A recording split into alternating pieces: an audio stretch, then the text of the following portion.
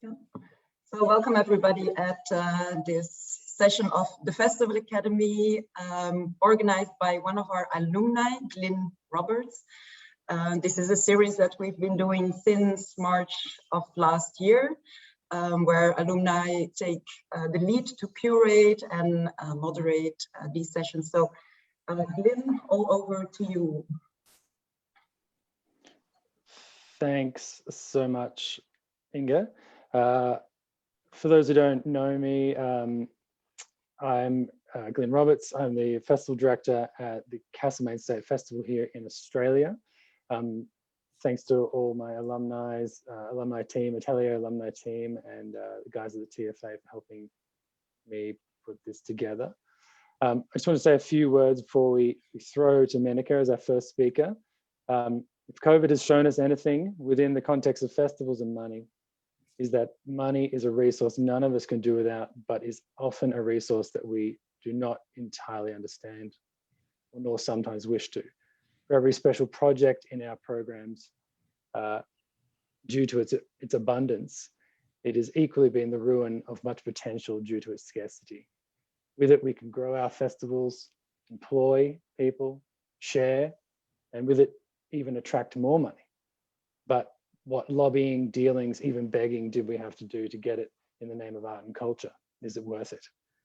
The speakers and participants today are from all around the world, some from countries that subsidize the arts heavily, some not at all. Others have mature cultures of philanthropy, others do not. The ideology of some skew towards the socialist, the others the pointy end of Chicago school capitalism.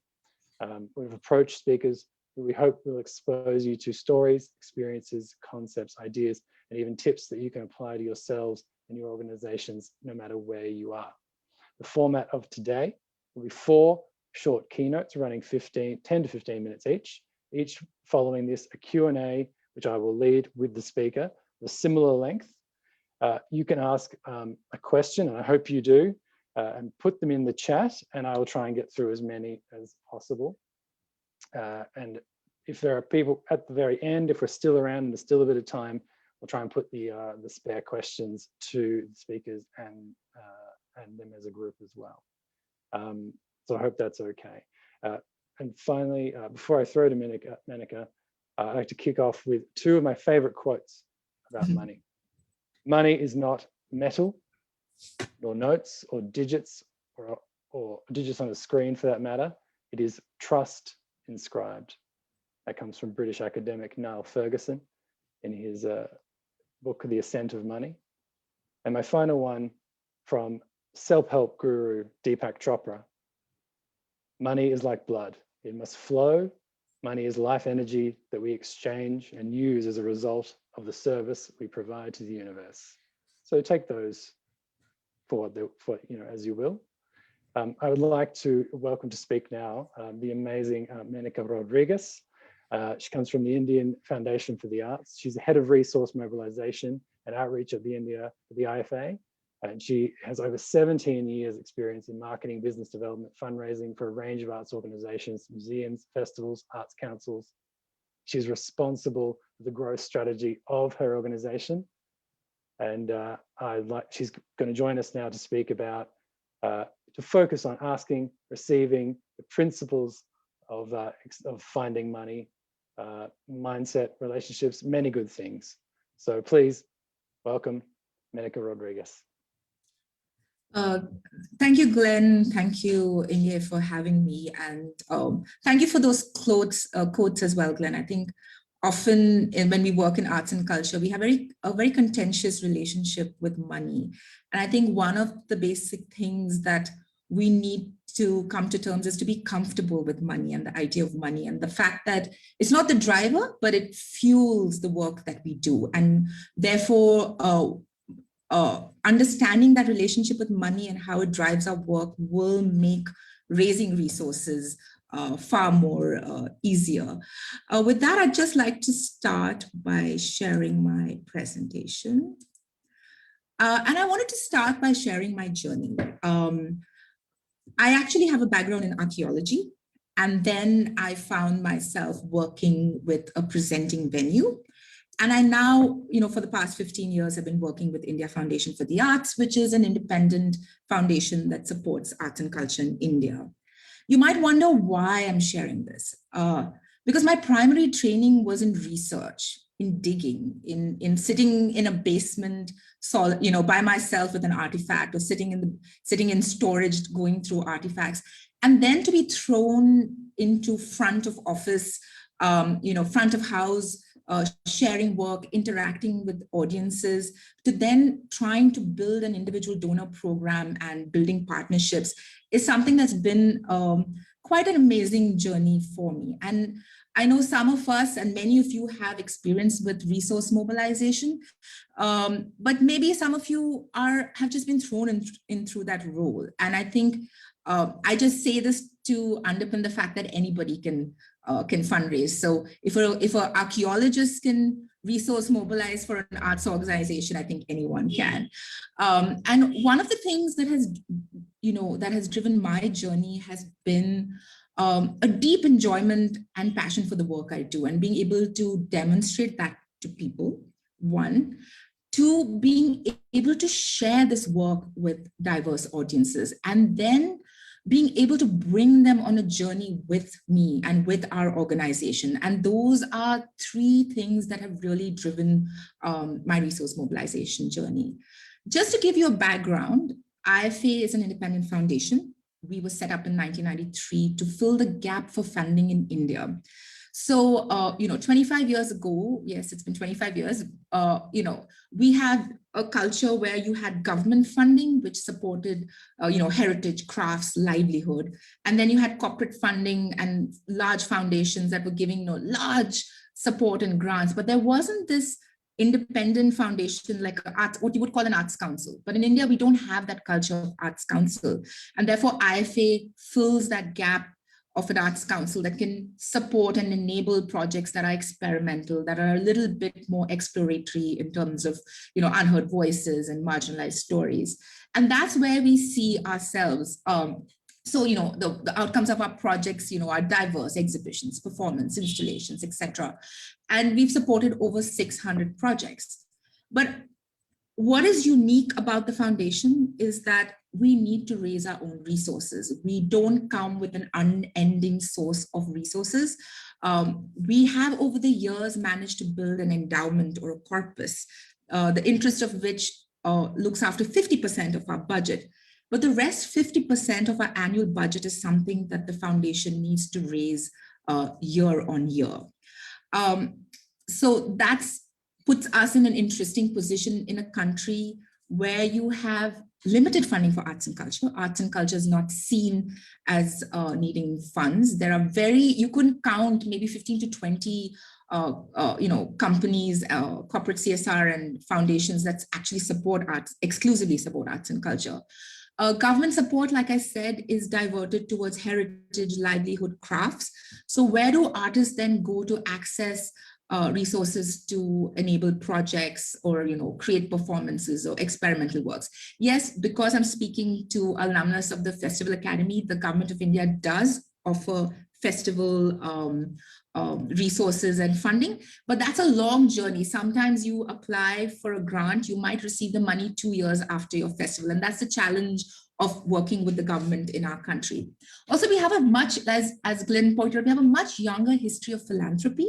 Also, arts and culture is not seen as a priority. We are working in a country where we are grappling with concerns and causes like, poverty elevation, education, sanitation, and then to approach individuals and ask for art and culture, it doesn't even feature in the mandate. Forget being the last one on the list, we're not even there on the list. So that's a challenge that we have. And often when I go to a meeting, it's not about, can you give us or support this project? It's more about, I have to convince a potential partner why arts and culture is important and why there's value in ensuring that we support education. Yes, we support poverty elevation, but it's also critical for societies and communities to support arts and culture. So that's something, it's a dual challenge. Seeking funds, yes, but first convincing people that arts and culture is important.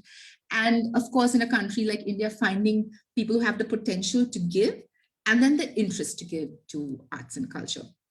So in this context, I just want to share some of my learnings and key things that have driven my resource mobilization journey. And because resources are so limited, building lifelong and long-term journeys are so critical, because lifetime relationships are really critical. And being able to bring people on a journey with us, these are two things that the foundation places great value on. We are not a presenting venue. We are not someone who programs throughout the year. So how then do we engage people with the work that we do? And four of the things that, I know a lot of resource mobilizers will talk about is, of course, having the passion, being able to demonstrate the value for what you're doing and who you are and what your institution is, the preparedness with which you understand the needs of your organization, are able to then speak about the variety of projects that you might have, understanding who your donor is as well, being prepared with that kind of background. Patience, very critical. Patience and perseverance. As all of us know, raising resources take time. It requires a lot of time spent in research, in making the ask again. And one of the things that I've learned is to persevere, to keep asking, and that has held us in good stead. And I will tell you a little more about that as I go through my presentation. Why is relationship building so important? Because it's for the long haul. We are looking at continuous support. And so for a foundation like IFA, how can we excite people about our work?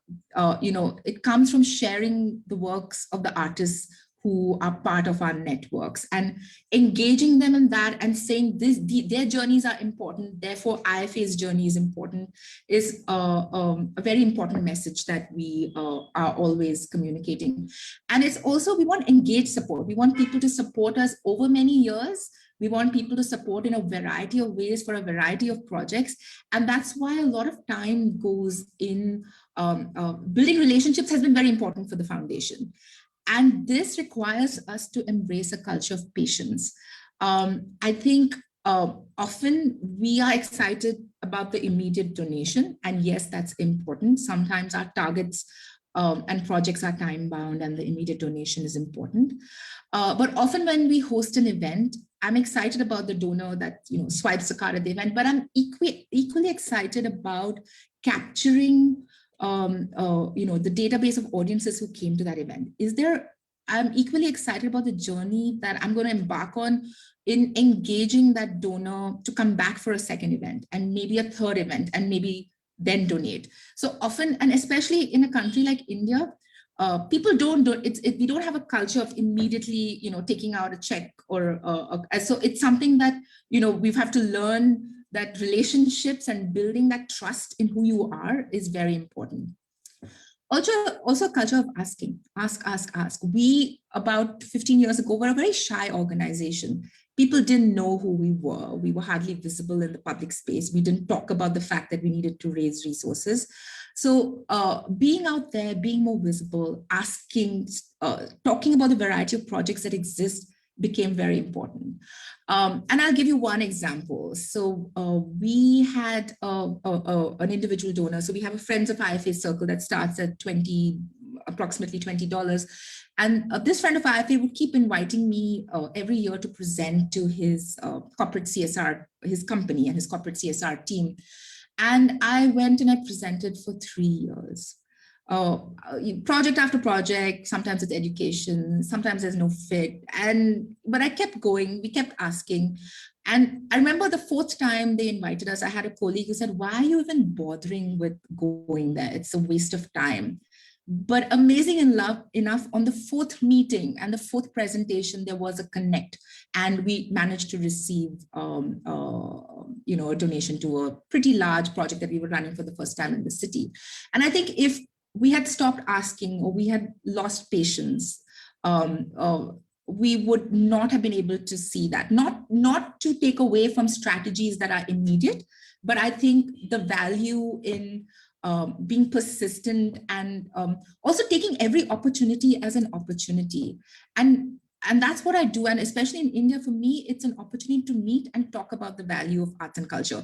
Because maybe they're not going to donate to IFA today. Maybe they're not going to donate to arts and culture today. But can I be in that room having presented the case for support for arts and culture, so that when we see their mandate from a year from now, it says education, poverty alleviation, and it also says arts and culture. So I see every meeting as an opportunity. Yes, we need to build strategies to ensure these opportunities translate faster into donations, but going and speaking to donors and meeting as many people, diverse people, especially in a country where giving is so young. So the potential for someone to convert someone into a donor for arts and culture is there. And that's something that I've seen in my experience. Having culture boldness, going back, being bold about asking, and often we hesitate, right? Often it's because we fear rejection and failure. And yes, sometimes we are disappointed when there's rejection, when there's failure, but can we build a culture where we are building strategies where we are approaching more donors, but we also understand the fact that there will be rejection, failure. Perhaps, 99 times you get rejected, but the one time that someone does donate is so worthwhile. And I think that's something we need to accept, that part of our journey will be about the asking, being bold, asking for a variety of things. And sometimes also not making assumptions about our donors. Also having a culture of openness. I think sometimes the pressure on us is always to share and to pitch and to write that proposal, but are we listening? I think often we don't speak about the listening to donors. What is our donors saying about what their interest areas are? What is our donors saying about why they don't want to support us at this time, and why are we not the right fit? I think listening to what donors are saying, both in times when they support us and when they don't, is critical, because it helps us frame our ask better. And to give you an example, I once met a donor who was deeply interested in IFA, and but somehow there wasn't anything that fit her interest area. And when I was leaving the meeting, she asked me one question. She said, "You've supported over 600 projects. What has happened to all those books and films and outcomes of that project?" And I was like, some of it is with the artists, some of it is lying across our office. But that was a very important question, and that question stayed with me. And 2 years later, when we were celebrating our 20 years and we decided to build the archive of our foundation that would house all our outcomes, I remembered this conversation and went back to that donor saying, remember, you were so interested in what would happen. Here we have a project now, we're going to build an archive. So would you like to support it? And she committed 5 years support to the archive. Now, it could have been easy for me to accept $1,000 donation at that point, and she could have given that year after year. But it ties into the listening and the patience and staying with a donor and understanding where their critical interests might be, and being open to that, and also open to why people don't want to support you as well. And something, again, that we don't talk about is the courage to say no. And this is the hardest thing to do. Sometimes we might have a funder who is interested in supporting us, but perhaps there is a mismatch of expectations. Perhaps your vision and values don't align. Perhaps it's not the right time for you. Perhaps you can't manage that grant. And sometimes, as with any relationship, being honest in that relationship and being able to say that we are not the right partners, go to X, Y, Z. It's a hard thing to do, but sometimes we also need to do that, because what it does is, because you have a relationship with that individual or that donor or that corporate partner, perhaps, yes, you don't support this year, maybe 2 years down the line, you find something where you align and you support, but that's something to keep in mind. And of course, the very basic thing of offering mechanisms to give and receive. And Glyn spoke about the pandemic. And I think the pandemic, yes, while a lot of resources have gone to COVID relief, and in India, we are struggling currently with the pandemic, what has been amazing to see is how artists, communities have mobilized resources of all kinds for COVID relief and for artists. And creating those opportunities to give has been a great thing to see. And one of the things that we did as a foundation, we started a fund for artists during COVID and inviting donations from $5 onwards. And what was amazing to see is the number of people, the increase in the number of donations we got. Yes, small amounts, but the number of individuals who donated. And these are individuals I hope will stay with us as we journey along. Yeah, so to be able to offer that, and what has been interesting in India is to see that in the past year, because of the pandemic, and of course, giving has gone primarily to the pandemic, to see an actual increase in individual giving and donors. It's almost increased 20%. And that's something I hope will encourage this culture of giving, will give all of us who work in the sector hope for that. And while some of these examples, just to share that, you know, a lot of the examples that I share are with individual donors, but a lot of them, you know, have represented companies, had opened doors to us, have introduced us to friends. So the potential is huge. And I just want to end by saying that in the first 5 to 10 years of the foundation, we started with relying on 2 or 3 key foundation support. But today, after 25 years, we have received support from over 70 institutions, 1,000+ individual donors who are friends of IFA, who donate from anywhere from $20 to donor patrons who donates $6,000. And, you know, we've done 50+ fundraising events, initiative, campaigns, partnerships. So, and all of this, you know, underpinning the principles I just shared. And I just want to end by saying, you know, one of my favorite things to share is to keep calm. I keep asking, but I always add something, which is keep sharing. I think key is to engage people in your work.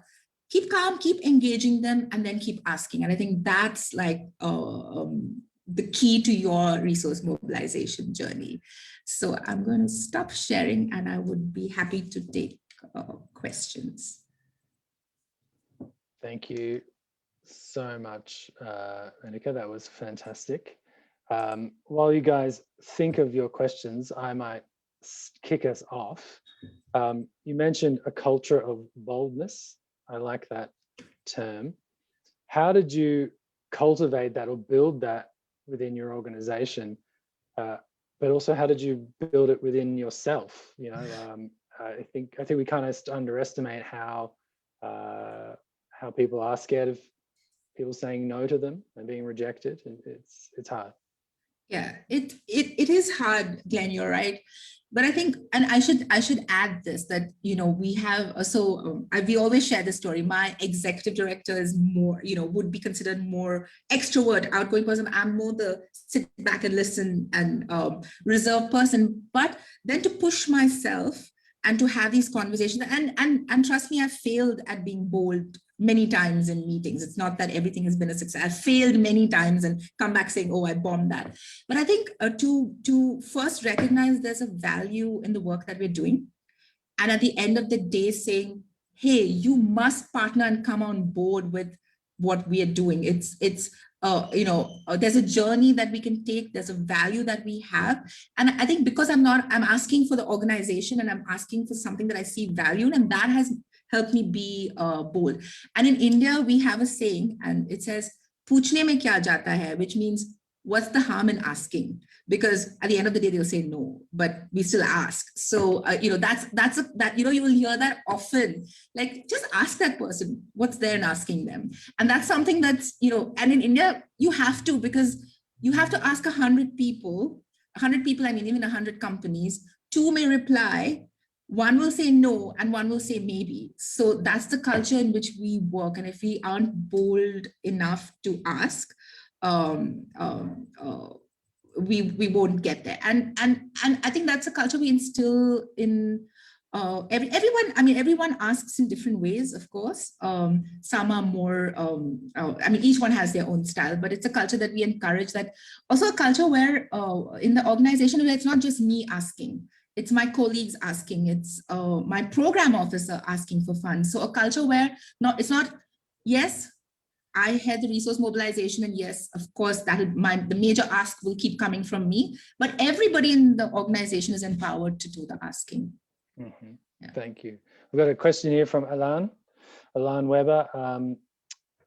One question: when you make contact with new donors, do you propose to them straight away a specific project? Yeah. I think I asked the question correctly. Great. Yeah. Do you propose them? Okay. Yeah. So often we go with a menu, so to speak, but not really a menu. But often, depending on what we have happening that year, we have 6 programs, perhaps, and we do organize festivals from time to time.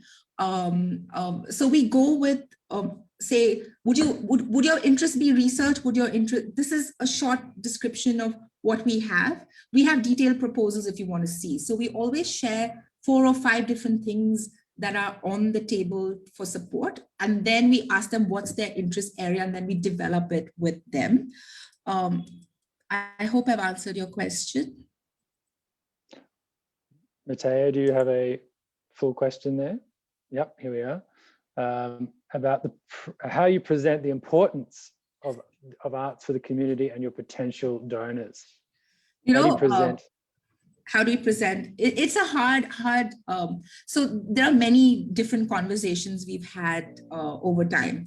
So initially, the conversation would be, why should I give to arts and culture? You know, sometimes the conversation would be about, think of it as a pie. We just want a sliver of the pie. We're not asking you for the full pie. We just want, 10%, 20% of that pie of whatever you're giving. That was one conversation. Often, I don't know across the world, but in India, we go to meetings and the CSR manager or the leadership will say, I don't know anything about arts and culture. So, this is all like new and I don't understand it. So, but often I then have to, you just appeal to their experience of the art. Was there a film you watched that moved you? Was there a book that inspired you? Is there a piece of performance? And then you'll have them, talking about folk performances overnight that they saw and experiences from their childhood and whatever. And everybody engages with the arts in some way. They perhaps don't recognize it or they don't articulate it, but they do. And appealing to that is important. Secondly, also then saying that, different strategy of like, if we want a country where we actually truly believe in holistic development. We have communities and societies that question and grow. It's not just about poverty elevation, but it's also that experience of arts and culture that's important. So then also appealing to that. So Matteo, it's a variety of things that we do. And also, in our specific case, the fact that we are one of the only foundations supporting the kind of work we do, and the fact that if you support us, you're supporting a certain kind of landscape for the country and you're making a difference in the country. That's, yeah. So a variety, it depends on our donors. It depends on the questions we are asked. Yeah. Matteo has asked a follow-up question is, how do you direct your individuals to specific amounts? And I think this might be our final question because we probably have to say goodbye to you, Menaka. Is that correct still? Yes. I'm sorry that I have to leave in a bit, but Matteo, every time we have, so for example, if you have a specific project, also it's about knowing what my donor likes. Okay, that donor is really interested in music. Today, my program officer Jess is supporting a project in the area of music. Would you like to underwrite that grant? So I would go and ask them that. Often it's asking, so because it's the Festival Academy, we organized a festival bringing together our performance and arts our practice grants last year. And we went to our individual donors. Some of them, because we said, hey, it's a festival bringing 45 artists down to Bangalore. Would you like to support? So they connected us to their foundation, to their CSR, and some of them are first-time donors to the foundation, but we had known them for many years. So it's always about sharing the project and also knowing, knowing what level of donation your donor is going to give. Is it a corporate funder? So then you can go for philanthropy. And just one little tip, when we were raising funds for the festival, the minute we got our first and second donor, I kept putting that in our proposal. XYZ and ABC is already supporting the festival. Would you like to be part of it? And that also drove more people wanting to be associated, saying, I also want to be part of this journey along with all these CSR and other partners. Yeah. Amazing, amazing. Thank you so much, Menaka. Thank you for joining us. I know you've got a really tight schedule, and everyone, I'm sure, put your hands together around the world for that amazing talk. Thank you so much. Thank you so much. Thank you for having me. I wish I could have stayed and chatted with you all, but happy to connect elsewhere. Bye. Fantastic. If you do still have questions for Menaka, send them through to TFA or to through to some contacts on the side there. Send them through to us, and we can possibly send them through to Menaka, and she can try and answer them directly. That would be fantastic.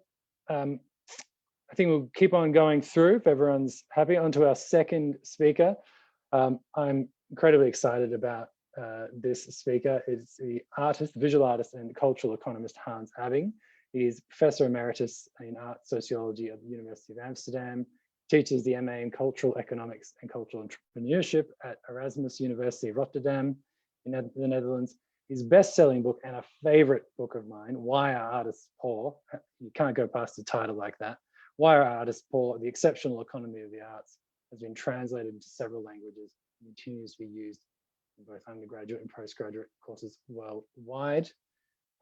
Hans is going to be unpacking a statement from that same book, which as I quote, is denial and simultaneous embrace of money is present in almost every transaction of the arts. And he's going to unpack that in the context of festivals and for us and those who work with them. Please, the floor is yours, Hans.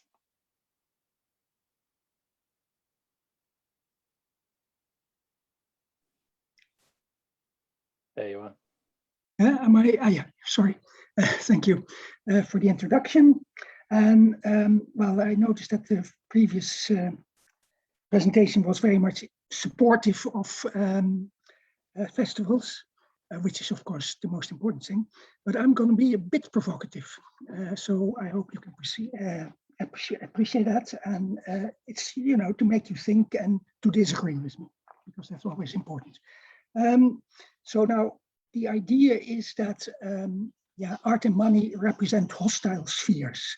Money corrupts art. Yeah, it's you know, it's not something just what you may hear in the street. Even big shots like you may have heard of them, Hauser, Theodore Adorno, critics like Peter Berger, that's in the visual arts, and Robert Hughes.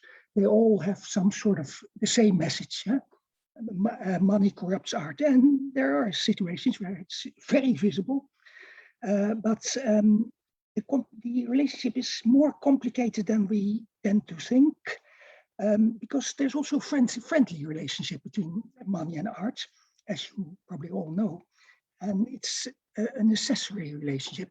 Art cannot do without money, and money can do without art, I suppose, but still. Okay. So there's this, yeah, disavowal and versus embrace. And it shows from attitudes in the arts, which are intrinsically two-faced. On the one hand, money and commerce are rejected. On the other, trade is very present. You sell tickets, etc. And it's sometimes it makes me think of the temple in Jerusalem, where there were it's a very sacred object there, and then in front of it, people are trading, and Jesus didn't agree with that, but still. For our leaders, sometimes it's profitable to deny the importance of the economy, to say, oh yeah, but money is bad. And then, yeah, you may actually, it can be commercial to be anti-commercial. I heard this, that was actually, was it the festival director? No, it was the director of a museum. In his New Year speech, he said, well, he was really putting money down and down and down. And oh yeah, it was also the fault of capitalism. Well, capitalism is of course not very nice, but still, and I think he was really aiming at getting support from his audience. He knew that this is what his audience was, yeah, wanted to hear. And I think actually his museum, well, wasn't the best example of yeah, promoting art, as you can say. So, okay.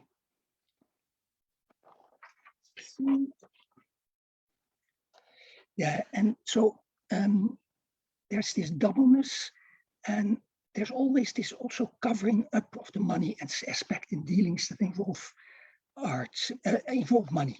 So yeah, this is not for money, and yet it's all about money. So I'm a visual artist also, and then I get this collector coming to my studio, and he's all the time saying, oh, your work is so fantastic, art is so important, and look at this commercial culture, pop music, it's all bad. That sort of conversation you get. And then we have to get to a deal, and it's suddenly the fuzzy talk stops, and we become very businesslike here as well. Yeah, well, I think this price is a bit too high. You know, yeah, I saw this work of your colleague and it was cheaper. And then, well, can I have the frame with it? That sort of thing. So very businesslike. And then we have the deal, and suddenly we go back to, oh, art is so important for people. I wish that people would understand how important it was for them. So we get this whole fuzzy talk again. So what I'm saying is that there's this short intermission, and it has to be isolated. I don't know if you come across that in your, as a manager or a curator of a festival, but you probably do. Maybe, well, when you get a big shot, you hire a big shot, you may have this same phenomenon. Probably not when you are in contact with a minor artist, but still. Okay.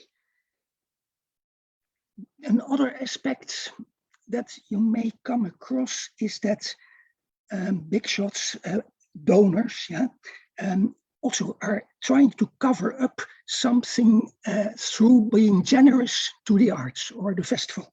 Well, you know examples of British Petrol subsidizing the Tate Modern, and yeah, it was almost in the contract that how it should be handled, and they want to show a good face, and that's why they donate. And then the artists started to protest, and the Tate Modern had a real interest, of course, in it was, well, after all, it wasn't such a large amount, but still.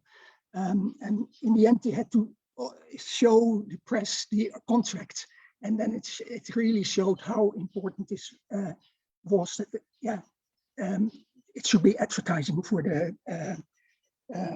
for British Petrol, and so it was really a contract. It was not a gift anyway. So because earlier we were talking about gifts, or my predecessor was talking about that.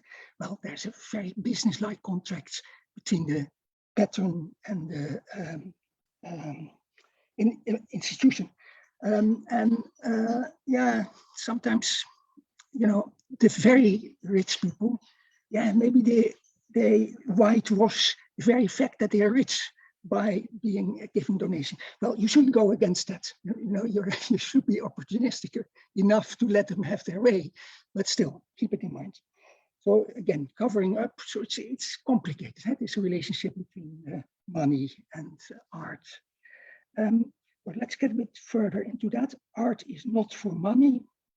Art is also for money. Art is for money. Yeah? So you have to separate them a bit, and that needs clarification. Well, art for the sake of money, that's a bit strange. Maybe some investor will go that way, but that's not so applicable. But money is a means. Yeah? It allows you to do certain things.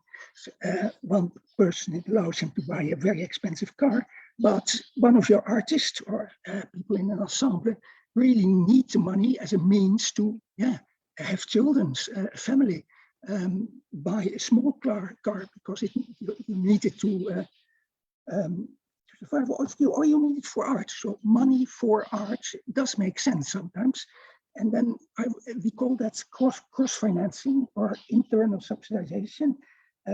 You use it for art. So the musician may really need a car to transport his big cello or whatever it is. And then you could say, yeah, he needs money to sustain his little business, his art business. And that's the same applies, of course, for the festival as a whole. Yeah, you need money to sustain the festival, and then there you have to get. It may get tricky, but not necessarily. Anyway, keep in mind that money is a means, and it can be a means for art. So you may hire a big shot in order to have a larger audience, which netto, you may have more returns, even though you have to pay the big shot a lot.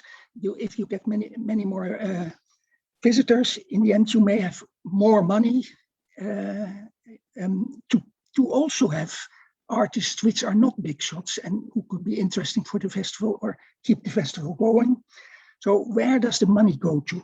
Does it go to the salary of the director? Does it go to the staff? Does it go to the artist? Which artist? Does it go to the interns? Yeah? Don't forget about the interns. I think all festivals have many interns and they're often very badly paid. So that could be a good cause. Okay, but sustaining the activity is of course very important, but also sometimes competition with other festivals, and then it's getting more complicated again. And then of course for the artist, yeah, he wants a decent living, but what is a decent living? Right? That again it can be very different. About money, it's maybe they were not so ashamed of it. Mozart, he wrote to his father, "Believe me, my sole purpose is to make as much money as possible. For after good health, it's the best thing to have." Well, there we are, Mozart.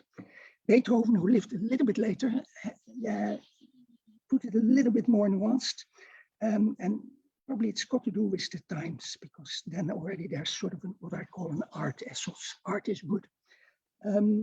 And he writes, "I am not out to be a musical usurer, as you think, who writes only to become rich, by no means. Yet I love an independent life, and this I cannot have without a small income." Independent life, that's autonomy, you could say. So at that time, artists are already looking for some autonomy from their donors or whoever. And yeah, that still applies for if you have minor ensembles and artists, they really can use it to develop their work in directions which are not too commercial, which don't sell well, and that might be very good. Okay, so I mentioned cross-financing, internal subsidization. You get the money from one thing and you put it in another thing, and it's all for the better. But yeah, again, a funny example. There was a music festival in the Netherlands, and they got Justin Bieber. So that is a big shot, clearly is. And he's not bad, by the way, but it was a means to get a large audience, and it worked out fine. And then afterwards, the director was saying, "Well, yes, this was actually the worst performance we ever had," something like that. So, well, he got to, the festival had been successful, and he could add to the success by putting Justin Bieber down. Not correctly, I think. It's quite well. I saw it on telly. So now, maybe we say something about the notion of a mission. So maybe a festival can clarify, where are we going? Why are we going there? Why is it so important to get more money? Or could we do with less money? Who are we competing with? So festivals usually have a mission, but they are not always aware of their own mission. So conversations about what do we really want, and that involves money, always does, can be very useful. And then there are, of course, different goals or values. There are artistic values, cultural values, social values, and economic values. Economic values who sort of feedback on the others. And yeah, it's nice. I have a student just now who's writing an MA thesis, which is more or less about this. He has the research question: to what extent do music festivals organizers have to sacrifice cultural and artistic values in order to be sustainable? So I think that's a question you all come across. And talking about your mission, you could try to answer that question. If you can, if you are sacrificing it, and how bad that is, or maybe it's not so bad, but there you all have problems with that, I'm sure. So yeah, if you want to read his thesis or maybe even be interviewed by him, I'll write his email address in there. His name is Kerem Silik. He's Turkish. And then there's this notion of commercialization, commodification. I need 3 more minutes. It's okay? It's Glyn. So yeah, that's also very trendy, these terms, commercialization, commodification. So it's all the fault of capitalism. Well, I'm a bit older. 20 years ago, it was 20 years ago, 40 years ago, it was always, now it's getting more commercial, now it's more commodified. I'm not so sure. Maybe it's something we all the time have to keep in mind. Yeah, we don't want to be too commercial and we don't want to be too standardized. If say that's commodification. Now I want to say one more thing, which I think matters. That is this culture of generosity, or just was said, culture of giving. It's the whole arts world, yeah, can be characterized by a culture of generosity. We are all generous, we are good people, everything is for art. And then I'm not always so sure, it can also be work very much against artists. By all the time saying, oh, it's for art, you can sort of, artists are already willing, some, not the big shots, but at the lower levels, they are willing to work for little money. Sometimes they have no choice. But maybe it's especially fringe festivals, but they may work on the conscience of the artist saying, oh, well, yeah, it's so good for you, for the world and for whatever. But yeah, and it's good for your career if you are willing to pay and work for very little money and sometimes no money. Yeah, and that there I would say there is sort of a limit. I think artists should protest. They sometimes do protest. In America, there's a very interesting development where an artist organization is now certifying, these are art spaces, not festivals, who treat artists decently, to have sort of minimum wages and all that sort of thing. So keep it in mind, a culture of generosity can have a very harmful side. I'm finished. Okay, Glyn. Thank you, Hans. Okay, guys, get on the keyboards, ask some questions. There was a lot in there. Hans, with John Namai before in the chat, he said, money corrupts art. Just, I think he was quoting you, smiley face. How can we, is it possible to think positively about money and ourselves in the context of festivals? Oh yeah, all the arts. Yeah, certainly. No, we can't do without money. So then it would be strange if it's just something bad. No, it can be very, well, first spending it can be very enjoyable. And if you think you earned it and you deserve it, well, why not? So no, money and art are not hostile spheres. That I would certainly disagree with. And money often promotes art rather than corrupts art. But it's always these two sides, and so you have to be careful. Is that an answer? Yeah. Where to your mind is there a healthy balance, or is it just subjective? And that's more or less what my student tries to answer, it's a matter of discussion. There's not one answer, and it depends on the specific situation. It probably also depends on the country you're in.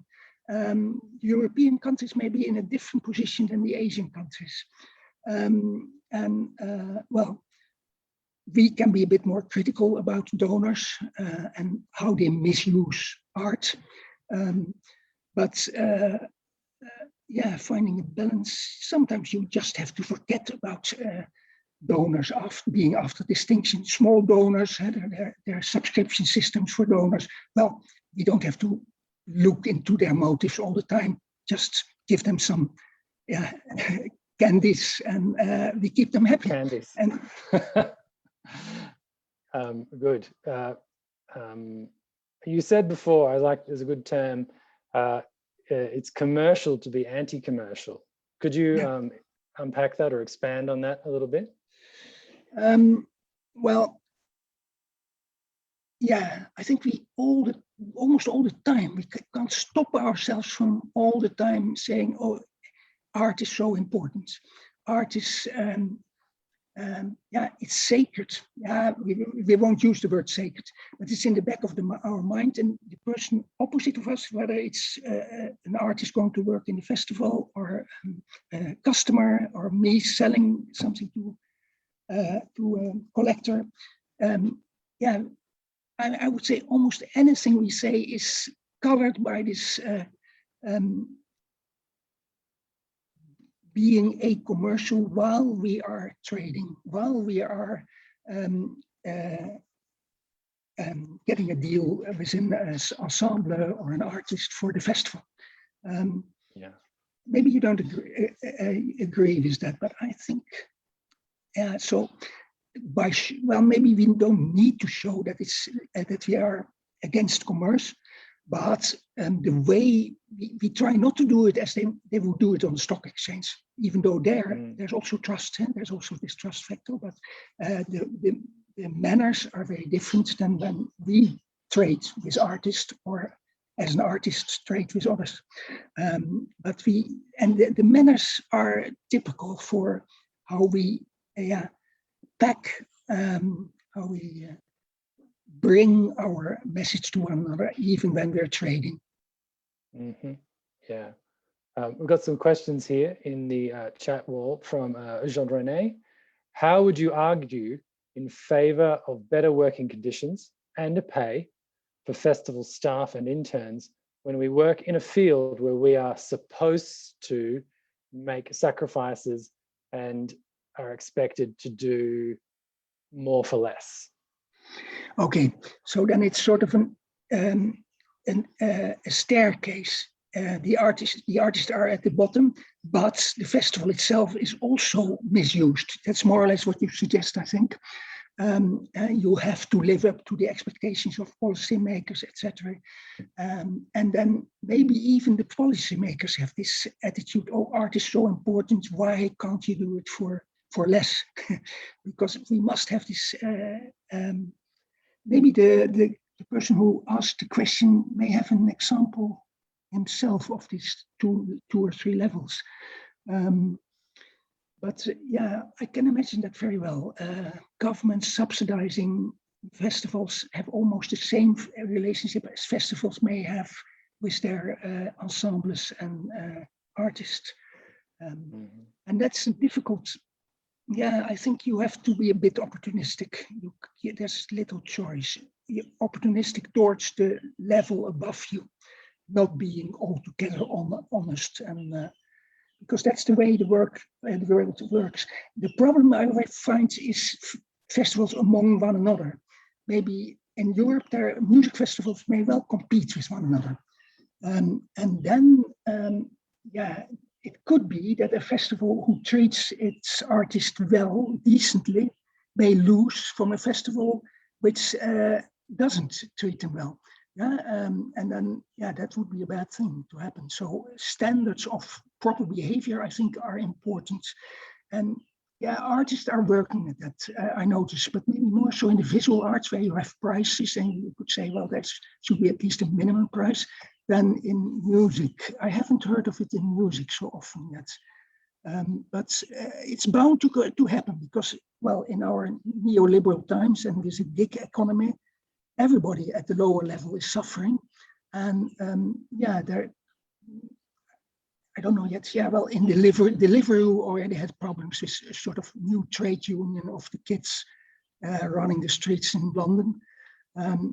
So yeah, I think this is it's going to move on in new situations, and maybe yeah, festivals among them could also talk and say, well, we rather work together than against one another. But I'm not so well informed about their festivals, to be honest. Yeah. I think we've got time for one more question. We've got a great one here from Jerry. In today's world, is it possible to think only of art and not money? The question funders, especially in the corporate sector, get to ask mostly about is what is in this for us, And by this, they're not talking about the feel-good factor, but real-time profit. How does one navigate such situations without compromising the art? Okay, I'll get the question. It's out of my image, but I think, well, I think you have to get back then to this idea of a mission. Start with, what do we want? Well, we don't want to become rich, I suppose, or you're not going to tell that to your colleagues in the staff. And so you talk about what you want with the festival. Do you want to serve the local community? Do you want to serve art? Well, to serve the development of art, yeah? Be experimental. Do you want to help artists who are not big shots, that could be and get their career going? And so there could be several missions, and as long as you could say is a start off, and then maybe in the next phase comes money, and can we realize this one way or another, and do we have the money? And I think it's possible to think in terms of a mission and only not immediately involve money. You know more or less in the back of your mind what you have as a festival. So yeah, it's almost an existential question. Eh? The corporate sector. It's what's yeah. It's I don't know. Maybe we do live in new times, in neoliberal times. Where, well, what could be the difference with 10 or 20 years ago, that we are so open, become very open about that it's all about money?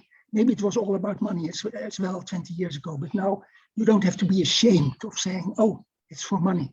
And yeah, shame is, of course, always, sometimes it's good to shame others, but it's a different kind of shame. It's good to shame a festival which doesn't treat its artists well.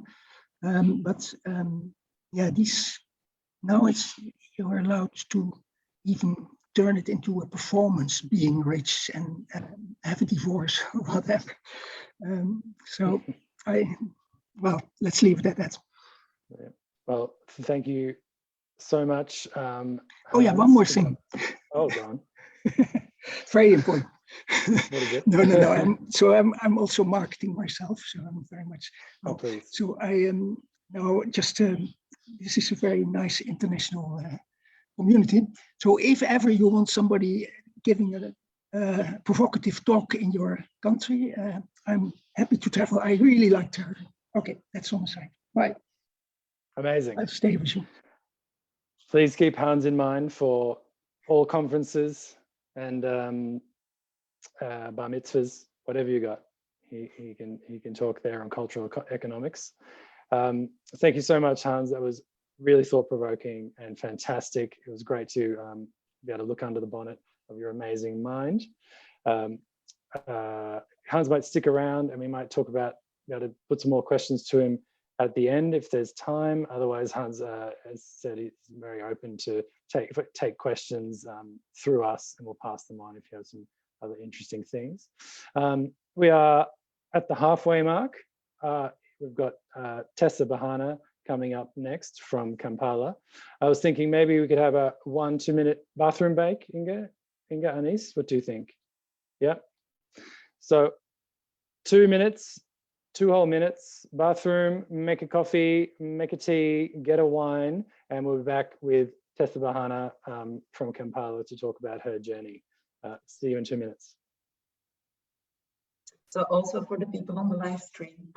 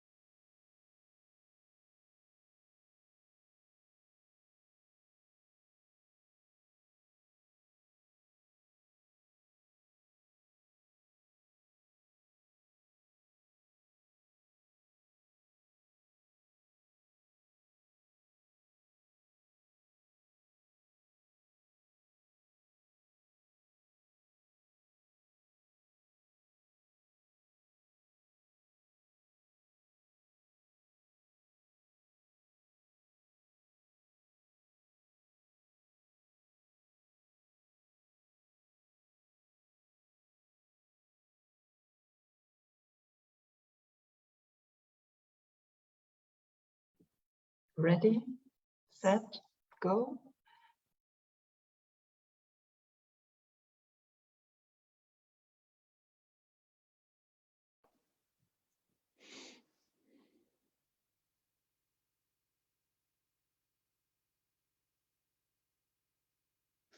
All right. I'm back. Is everyone else back? Couple more. Yeah. We're good to go. Everyone's back on Ace. Fantastic. Well, moving right along, we have the fantastic Teesa Bahana from 32 Degrees East Ugandan Trust. Teesa is the director of 32 Degrees East Ugandan Trust, a not-for-profit that promotes the creation and exploration of contemporary art in Uganda. As the director, she has supported the development, execution of projects such as the KLA Art Labs for research and critical thinking in public practice. The third edition of KLA Art, Kampala's Public Art Festival, and residency exchanges with partners such as Arts Collaboratory and Triangle Network. She's currently, and most importantly, overseeing 32 Degrees East's capital expenditure project, raising funds to build the first purpose-built art centre in Kampala. And Teesa is here today to take us through that journey of leading successful global fundraising campaign to do so, to build this building in Uganda. Please, the floor is yours, Teesa. Great.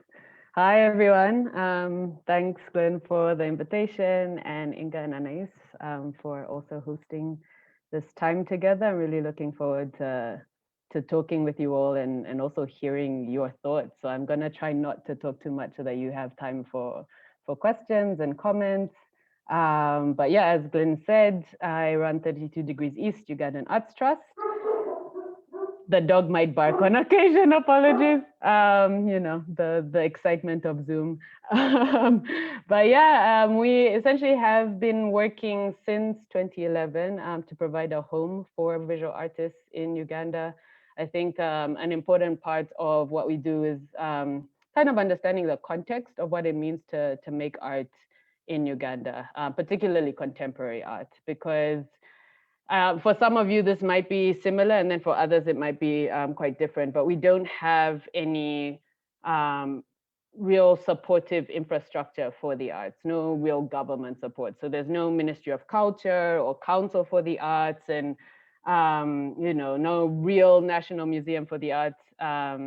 If the curator for that was here, he'd probably be mad at me saying that, but he's working on transforming that, but there just really is very minimal infrastructure. And so our existence is really important in providing a place for artists to, even beyond our programming, just be in the same space, be in community with each other, feel like they're not alone, and feel like what they do has value and is important beyond the monetary, because I think one of the reasons why there is minimal infrastructure is because of this money question. Art genuinely isn't very valued on a larger level from society.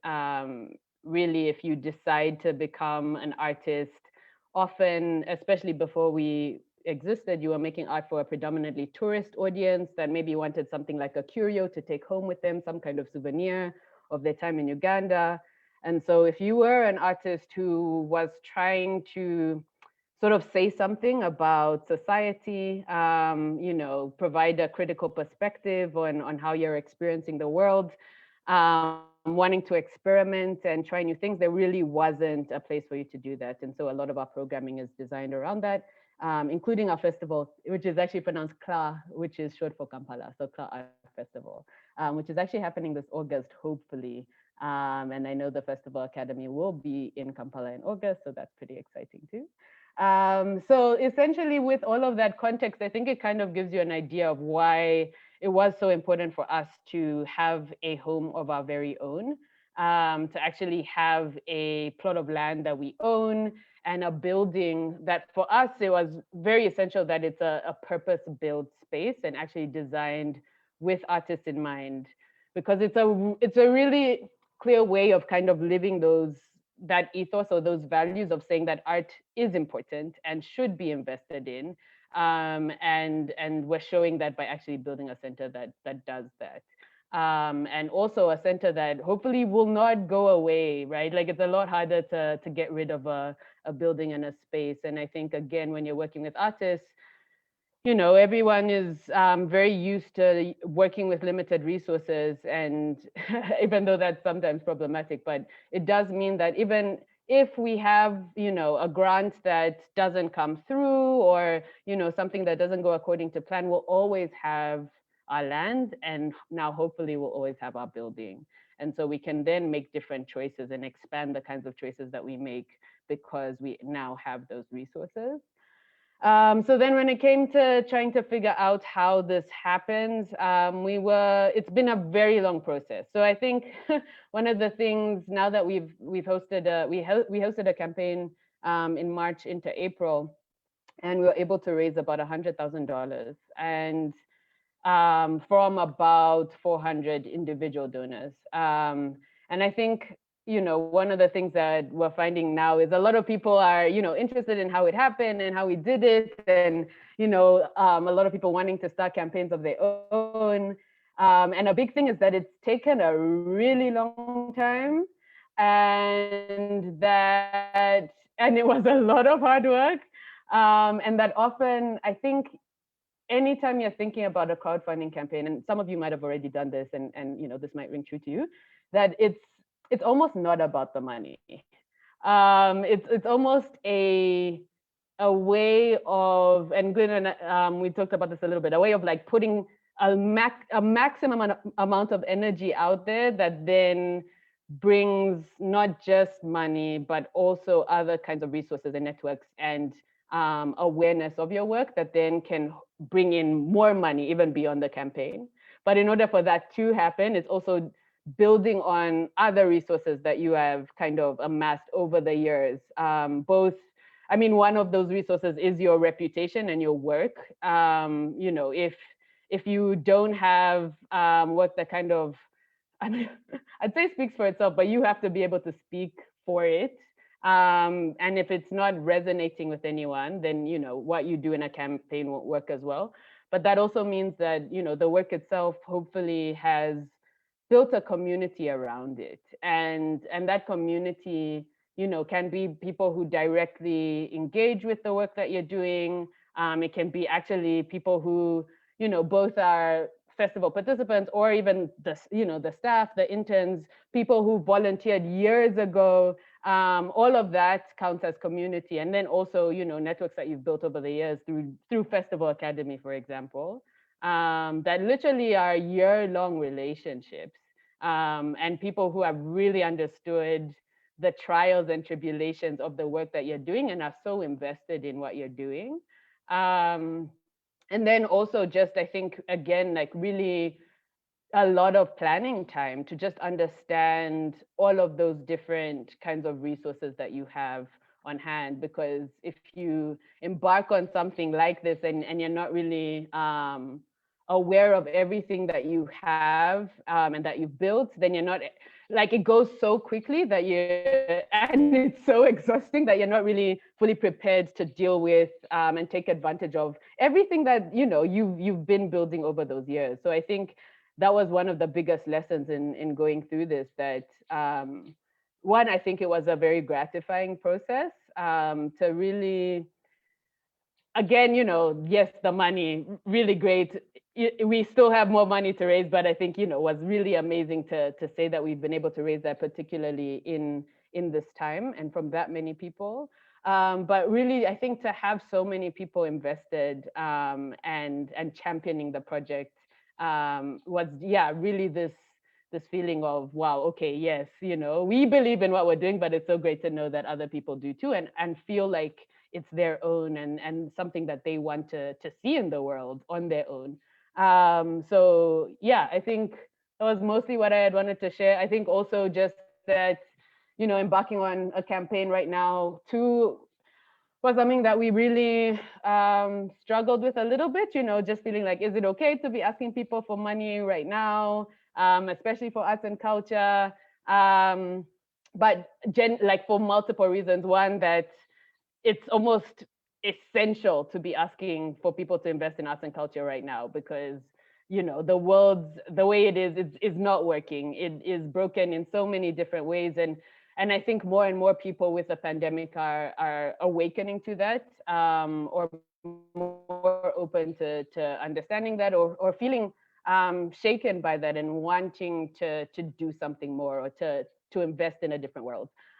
So I think in a way it was, we kind of felt like, or even hearing from other people, that it's really empowering for people to feel like, I get to give to something that is being built, right? Like, it's not just putting a plaster or a band-aid on something that's broken, but actually dreaming and building, creating something, dreaming something into existence. And I think a lot of people really even said to us, like, I'm so excited to be a part of this, and thank you actually for giving us the opportunity to do this. And but then there were people also who said no, or just didn't respond to things. And so you just kind of have to, prepare yourself mentally or psychologically to deal with, there are gonna be a lot of people who, say no or doubt what you're doing, or maybe critique it. And part of it also is just learning to go where the energy is, and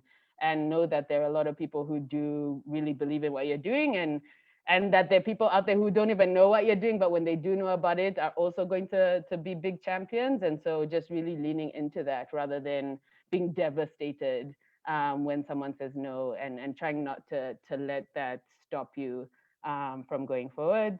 There's so much to say, but I know I don't have much time, so I'm going to end there, and I guess hand it over for questions. Thanks, Teesa. That was fantastic. A fast ride through what has probably been, a long-term obsession, and has probably taken over your entire life over the last several years. I'm really happy to have Teesa with us today. It's very we're doing very similar things. She and I but aside from a festival, I'm also developing a brand new Arts and Culture Centre for my community here, and also raising all the money for that. So I really feel where Teesa is right now. I feel what she's going through. And we have talked about I guess money as energy a little bit, and could you talk a bit more about building momentum, particularly early, getting that sort of snowball rolling? What were your first steps to do that? Yeah, no, that's a great question. I think we really thought a lot about the timing of when we would do this campaign, because we were really fortunate. Well, in some ways, it's been a really long journey, but then sometimes things also started happening quite quickly. So we were able to raise some initial funding to actually fund the first phase of the building. But then when we costed everything out, we realized that there was going to be, a lot more money needed for the second phase. And we were just, not really sure where to go for that money. But we knew that also having raised enough for the first phase was really exciting. And both that, we had this momentum, and there's something also kind of sad about, you do phase one and then phase two just languishes forever and maybe just never happens. And so we thought, okay, let's use this excitement of finally raising enough money to start building, to really launch this campaign, because people then know that it's actually happening. So we have something that people can be excited about, and then they also know how to, give it the energy it needs to actually, get there, get to the goal. So yeah, it was kind of the strategy of thinking, okay, when does it happen? Do we wait until we're fully in the building? But again, because we knew the goal was so big with a campaign, not just with the money, you bring in so many more people who, are writing about your work. When we apply for grants in the future, we can talk about this campaign that then hopefully, makes us more successful with these grants. a lot more people who maybe later on, like they couldn't fund us now, but they were on their radar, even as individuals. So then again, you know, someone coming to Uganda who didn't know about us, but a friend funded the campaign and will say, oh, go visit 32. And then, you know, so it was really like, okay, there's something happening here, and how do we really try to maximize on the momentum, not just but actually to get to our goal. So that was kind of the process with that. When you went out to the campaign and you started asking for money, who were you asking? Were you asking Ugandans, or were you asking the world? And where were you surprised about where the money came from? We're asking the world. Yeah. Everybody. And I think that was, again, like, you really need to think about whether or not a campaign is right for you as well, because well, particularly depending on your goal, right? Because we did have quite a big goal, but we knew that we are a part of a few different global arts networks. So as you mentioned, Arts Collaboratory and Triangle Network, and then also Prince Klaus Funds. And then also as an individual, I've been, you know, in different networking things and different conferences and all of that. And so just like writing down almost everyone we knew. And I will say too, if you have board members that they need to be really good with fundraising as well and be excited about it. And if you're dragging your board members along as well as trying to drag, you know, other people who don't know what it's too hard. Like you actually, I think also, because sometimes I think when you're running an organization or your team, you maybe don't have certain networks, but hopefully your board does, or at least or your advisory committee or whoever. And if they don't, you actually need to start recruiting board members who do have networks that you might not. Because again, you know, they might have been in the field for a long time, or, you know, tap into all kinds of professional networks that you might not. And so that's one really big thing that they can do for you. And so I think because of that, we weren't too surprised by where the money came from. Again, knowing what the field looks like in Uganda, the way we approached it too is we ended up hosting an event in Uganda that then brought in some money, and it was an event that some of our artists threw for us. One of them gave up not gave up, but like used her birthday to bring in different people, and she's a DJ. And so DJs with other people too. So it was like a really great way of getting people who ordinarily would not contribute to a campaign, but will come to a party. And so it's also kind of thinking about, you know, what works in different contexts. Whereas we knew that, you know, we have partners in the UK and the US and in Europe who maybe are more open to crowdfunding campaigns and also have tax incentives for that too. So maybe another thing I'll add is that we also partnered with a few different funding bodies that enabled us to receive tax deductible donations. So often the way they're fiscal sponsors. And so how it works is they actually have a cost to you, like they take a small charge, like an admin fee, but it does mean that anyone who donates from the US or from the UK, either for the UK is eligible for gift aid, and then for the US gets tax deduction, which is a big incentive in those places. And so that also really helped, I think, as well. And even for them who ordinarily would not be funding anything in Uganda, to see that, oh, okay, it's been kind of vetted through this process. And so, yeah, we're happy to do it. Yeah, I hope that answers. Yeah. Amazing. So I think a final question, which quite a big question. After all of this, what would you do differently? You know, if there's one sort of moment, what would you do differently? And my next question, which I'll also ask now, is what are you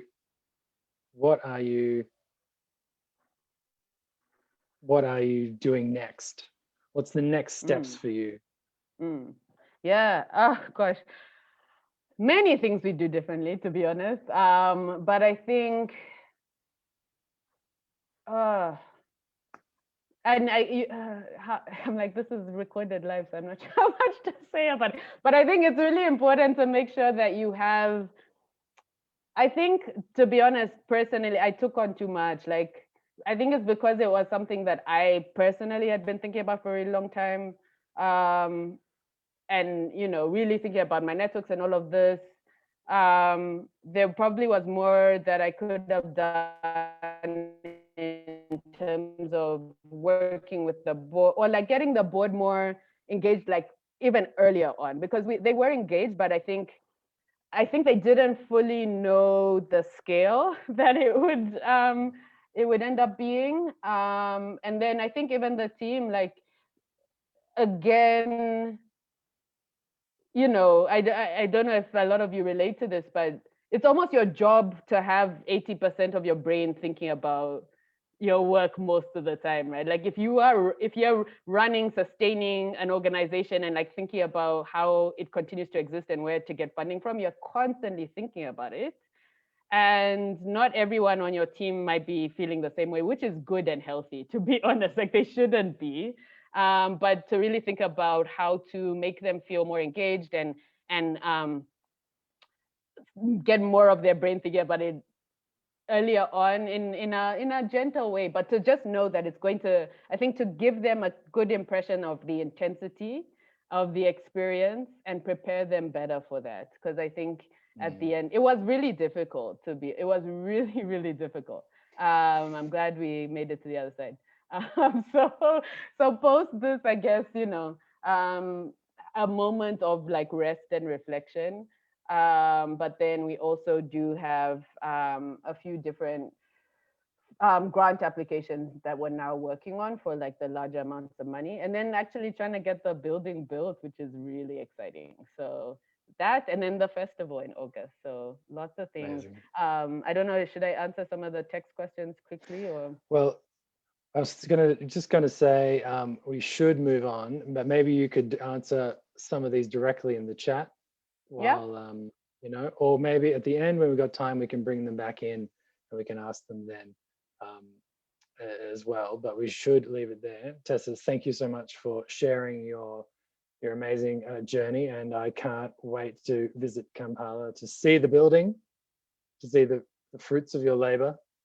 And I think that'd be incredibly exciting. So thank you to everyone. Put your hands together for Teesa and her talk. It's fantastic. And I believe we'll move on to our final speaker now, and I think Aubrey's here with us. I'm really excited. Aubrey has been a bit of a guardian angel to me. I came across her long haul model, which she will speak about today, accidentally on the internet. And it has sort of changed how I work in an audience engagement model. But Aubrey is an arts leader, an innovator, particularly in behavioral analytics around audience engagement. She was described in The Observer as the Steve Jobs of classical music. She is known for her results-driven, customer-centric, data-obsessed pursuit of changing the narrative, specifically for symphony orchestras. She's a dynamic administrator with an unquenchable drive for canny innovation, as they said in the San Francisco Chronicle. She was formerly the executive director of the California Symphony, and she propelled that organization to double its audience and nearly quadruple its donor base. Whew, amazing. Aubrey Bergauer, ladies and gentlemen, boys and girls, the floor is yours. We'd love to hear from you. All right. You guys can see me okay? Okay? All good? I think some nodding heads. Okay. All right. That introduction is so nice. So thank you so much, Glyn. I'm happy to hear. Let me go ahead and my screen last. Get going.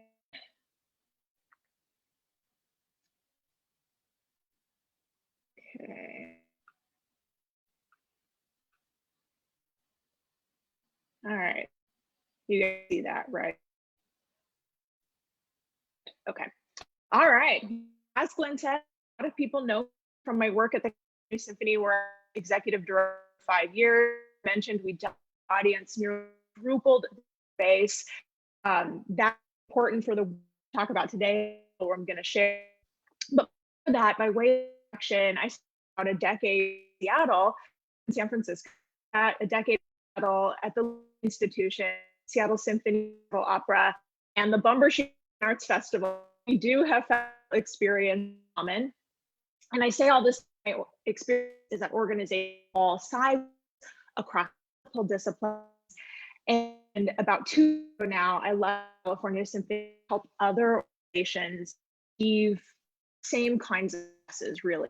So, Audrey, you're breaking up. I don't know what it is, if your connection is not sufficient, or if it's because you're okay. Yeah, it was. Or maybe it helps if you put out your camera. I'm sorry to interrupt, but it's we cannot hear you very well. No, and I want. Okay, let me try something fast. I'm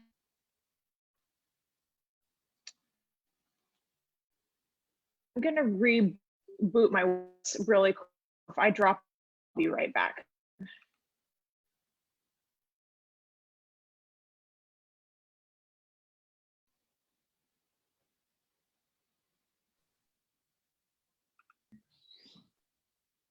Okay, is this any better? Can you all hear me? Is it any clearer now?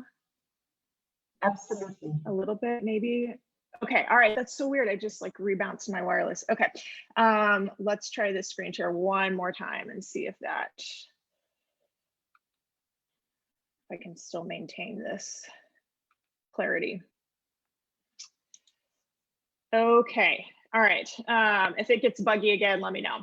So as I was mentioning, 2 years ago now, I left the California Symphony to help other organizations achieve these same kinds of successes, implement these same strategies and tactics, one of which I'm going to share with you today, and really change their narrative. That's what I'm all about. And I'll just say, Glenn said he found me accidentally online. You're not alone. A lot of people have found me accidentally online and found themselves in a rabbit hole on my blog talking about this model in particular.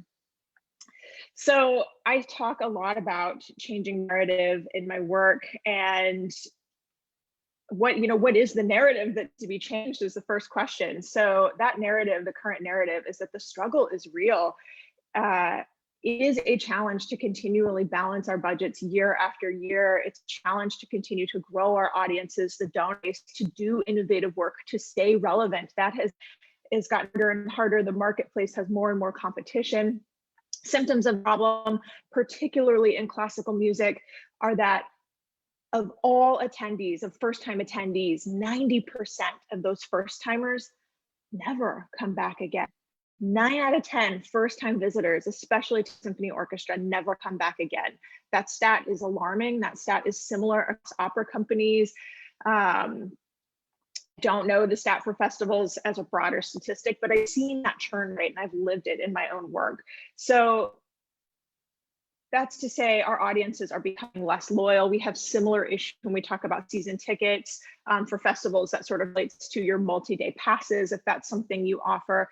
So the struggle is not new, I would say, but I think we're at a tipping point. Our costs rise every year to do what we do. We are in a very labor-intensive industry, and therefore this challenge is not going away. This challenge is only amplified, and the pandemic has completely accelerated and exacerbated this challenge. So this slide here gives away the end of the story. This is data from the California Symphony compared to the national trends for classical music over a similar 4-year time period. So you can see, I won't read it all down, but the current state of audience development and revenue growth for audiences is that, as I mentioned, subscription revenue is on the decline nationwide. And this is all true. This is all pre-pandemic even. And at the California Symphony, we had grown our subscription revenue almost 30%. Our overall audience size, as I mentioned, had doubled, even as classical music audiences on the whole were declining. On and on, contributed revenue has been on the rise. Donations have been on the rise. Philanthropy as a whole has been growing. At the California Symphony, we outpaced that by double. So again, I won't read this all down, but the idea is that when we talk about changing a narrative, This is a very different story for that orchestra than most performing arts organizations are able to tell. And that's what this is all about. How do we achieve these radically different results? So the solution is in 3 parts. We're going to talk about one of those parts today. Listening to our audience, user experience research, that's another big area and topic I've become known for. Responding to those customers, we talk about wanting to be relevant. Our customers decide if we're relevant. They decide when they buy tickets or choose not to buy tickets, right? The second part of the solution is loyalty. That's the bulk of our time today. When 90% of our first timers aren't coming back, that's a huge loyalty problem, right? And then finally, fostering inclusivity, diversity, particularly here in the United States, but true more broadly as well. We have work to do. There's changing demographics in America. We are reckoning with our own social justice issues and inclusion issues. So this is a big area of focus as well. So again, for today, we're talking about loyalty. So let's dig in. If any of you all are familiar with Net Promoter Score, that is a measure of patron loyalty, a measure of customer satisfaction and loyalty. NiceSet Metrics is a company that is a leading vendor here in the States for customer experience management software, not in the arts, but across all other industries. And in other words, they are providing programs that measure customer engagement, their experience, customer happiness.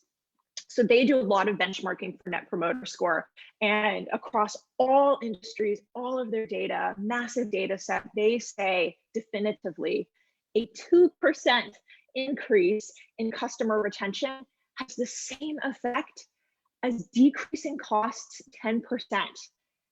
Who wants to decrease cost 10% or have the equivalent of it, right? We would love to do that. And we are in industries where we are already so lean, our budgets are so lean in general, that to have that kind of effect on the bottom line is substantial, with only a 2% increase in retention of our customers. So let's look at the audience journey, a typical audience member journey. This is for a typical performing arts organizations. So we have typically our development department, our fundraising department, as well as our marketing department. And when somebody comes for the first time, what happens next? They usually get a telefunding call asking for a donation. This is true. The bigger the organization, the more likely that telefunding call is to happen. Smaller organizations, maybe not so much. Festivals, maybe not so much telefunding, but broadly, they get a solicitation is the point. They've come once and we start soliciting them. Similarly, the marketing department says, well, we've been very savvy. We placed that tracking key on their browser, and we will now send them digital ads across all of their devices for our upcoming performances, our next festival, our next event, whatever that is. We've got it. We are in that feed for them.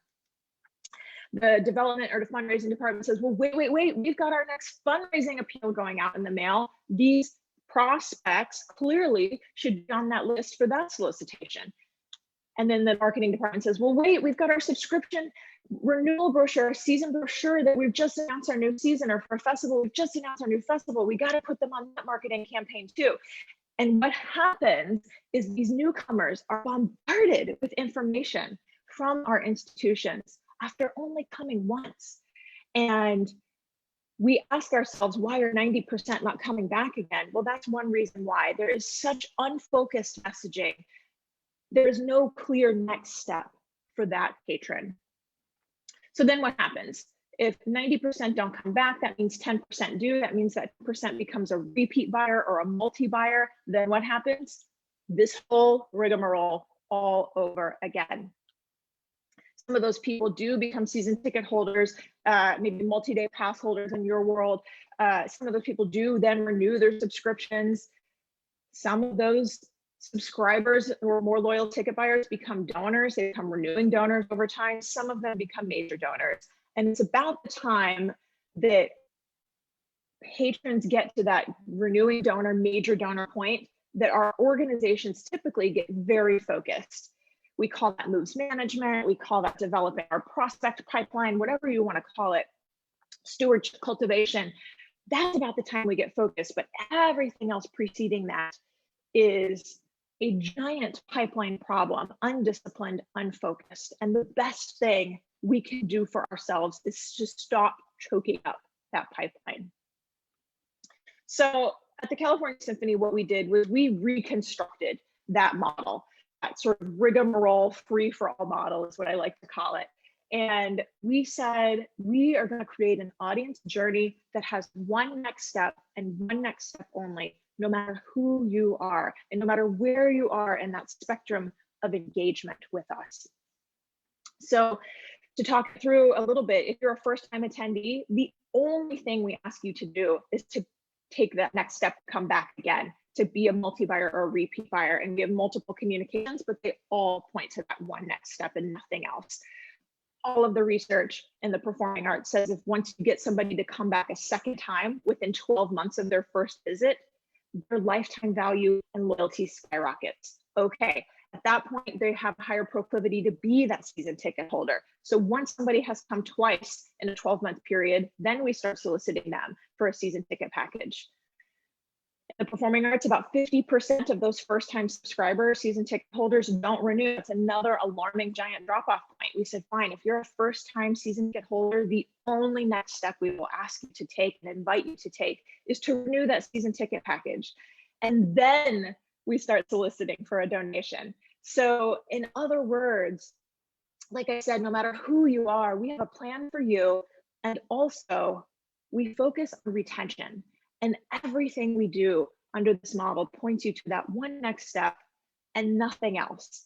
So it's important to say or it's equally important, I should say, to what we do in this model is what we don't do. And that's to say, we do not solicit for a donation until somebody is a second-year subscriber, season ticket holder, or higher. This is the long-term approach. This is a complete institutional mind shift for most organizations, that we are here to build relationships with our audience over the long haul. Hence, this is called the long haul model. So a 2021 example might look something like this. A lot of us did not have in-person performances, especially here where everything was just really shut down, locked down for the entire past year for the most part. A lot of organizations look something like this. We've got our online content, whatever streaming or virtual content we've produced. We've got donors, we've got renewing donors. So it looks something like that over the past year. And now moving into the future, moving into the coming season, we are making as organizations plans to remap those patrons to our in-person offerings going forward. Or maybe for those organizations that are continuing to offer digital content, remapping those online content viewers that aren't local to our online content going forward. So this is just to share that, yeah, the model has, it changes as we've made more options on how to engage with us. And this is what it can look like for us going forward. So how do we do this? The first step in the long haul model is define each segment. So start with somebody's first interaction with your organization and define that segment. Who are they? How will they find you? Or how will you find them? How will you track them? Get very specific here. For a lot of us, the answer is our CRM systems. It's mostly transactional. At the California Symphony, we said a first-time attendee was defined as somebody who truly is new, truly their first time, or somebody who had not been in 4 years or more. If they come back after 4 years, we treat them as that first timer. Why? Because they're definitely not loyal if it's been 4 years since their last time visiting us. And a lot had changed the institution in 4 years. And so we put them right in that bucket, for example. So repeat that exercise until you've got your whole segments covered, your whole model, patron journey created. The second part is to determine how do we get somebody from A to B. So continuing this example of first timers, I did some work with LA Opera, and they decided they were going to offer their first timers an incentive to come back. This is similar to what we did at the California Symphony. A lot of my clients, there's research that shows this like killer offer to come back is important in converting people. So LA Opera came up with this idea that we're going to give them LA Opera bucks. I think they put them on the newcomer seats, and then they maybe mailed them afterwards, maybe an email follow-up, again, multiple communications, but all having the same invitation, same offer. So repeat this exercise again. If that's your first timer invitation, then what will you do for your multi-buyers? For our season ticket holders, we did subscriber appreciation days. That's not new, that's not radical. A lot of organizations do that. What was different were two things. One, the orchestra members signed these cards that we put on season ticket holders' seats. That was one, so it was truly personalized. We had an army of orchestra members helping to sign that and do that. And two, the timing was important. We recognized our subscribers intentionally just before the season tickets went on sale for the following year. So hopefully they had a blockbuster performance, felt a lot of love, and these notes on their seats. We had it in the program book. I made announcements from the stage. We love our season ticket holders. And then that next week, 2 days later, that subscription renewal packet is hitting their mailbox. So this just gives you a few ideas. I want to mention, in a perfect world, audiences do just that. They climb that patron loyalty ladder. They behave the way we want them to. But we're not in a perfect world, and patrons don't always behave the way we'd like. So other segments to plan for is very important too. If we have other special events throughout the year, fundraiser activities, if you have any sort of a gala where you're selling tables and people are bringing in new people that way, these are all new people into the fold that we need to make a plan for. Same thing with lapsed buyers, our lapsed season ticket holders, our last multi-day pass holders, those kind of things. What do we do to get those people right back on that pyramid and on that journey with us? And then lastly, create a coordinated internal calendar. This maybe sounds basic, but in reality is so rarely done in my experience, both at the organizations I've worked for and in the organizations I've consulted with over the last 2 years. And what usually transpires, especially in the larger organizations, is this information, these different cultivation plans, marketing plans, stewardship plans, donation plans, live in different places, different people, different bodies of work.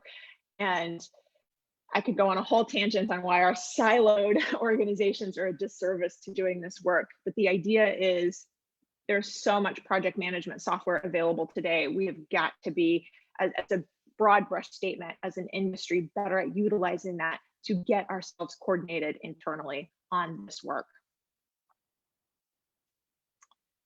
So this brings us right back to the stats you saw earlier. Completely a different story. Again, we doubled the audience, quadrupled donor base, largely through focus on retention, as well as those other sort of pillar strategies that I mentioned at the top.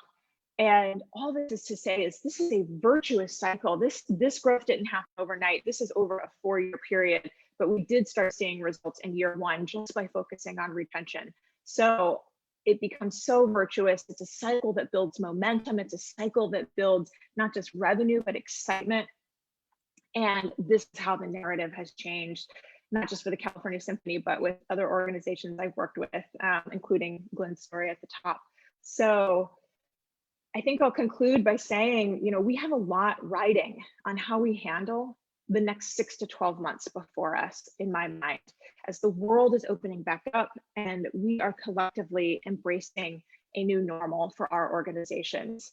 And that is just the beginning of building back relationships to retain our people for the long time to come. So thank you. That was a very fast overview. If you want more, that blog post is online. AubreyBergauer.com is my website. You can find it there. But I think I'll pause there and we'll take some questions. I know that was a lot very quickly.